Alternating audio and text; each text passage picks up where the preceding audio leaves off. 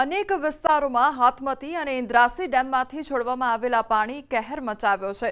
News 18 Gujarati ભિલોડાના ઇન્દ્રાસી ગામે પહોંચ્યું હતું, જ્યાં ગામની 300 વીઘાથી વધુ જમીન ડેમના પાણીમાં ગરકાવ થઈ ગઈ।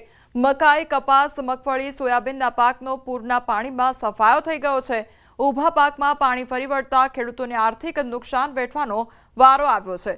ખેડૂતોનું કહેવું છે કે ખેતરોમાં પાણી ભરાઈ જવાથી એક નહીં પરંતુ બે સિઝન નિષ્ફળ જાય છે। ખેડૂતો માત્ર એક જ સિઝનમાં પાક લઈ શકે છે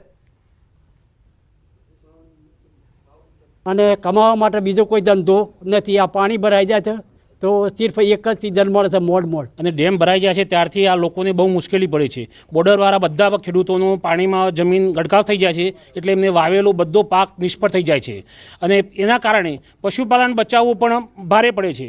અમારા ખેડૂતોએ વાવેતર કરેલું છે અને એ વાવેતર નિષ્ફળ ગયું છે હાથમતી ઇન્દ્રાસી ડેમનું પાણી ઓવરફ્લો થવાથી। અરવલ્લી જિલ્લામાં છેલ્લા 2 દિવસથી વરસાદી વિરામ છે, પરંતુ વિરામ બાદ પણ ખેડૂતોની તકલીફ ઓછી નથી થઈ રહી। ખાસ કરીને ભિલોડાનું જે મઉ ગામ છે કે જ્યાં જે પ્રકારની સ્થિતિ બની છે ખેડૂતો માટે, પોતાના ખેતરમાં પણ પગ મૂકી શકતા નથી। તમને દ્રશ્યો બતાવીશ કે હું એક મકાન ઉપર ઊભો છું અને ત્યાંથી તમને દ્રશ્યો બતાવી રહ્યો છું કે જેમાં લગભગ 300થી વધુ વીઘા જમીન હાલ પાણીમાં ગરકાવ થઈ ચૂકી છે, કે જ્યાં ખેડૂત ખુદ પગ નથી મૂકી શક્યો, કારણ કે મગફળી, સોયાબીન, કપાસ સહિતના પાકોનું વાવેતર તો કરી દેવામાં આવ્યું છે।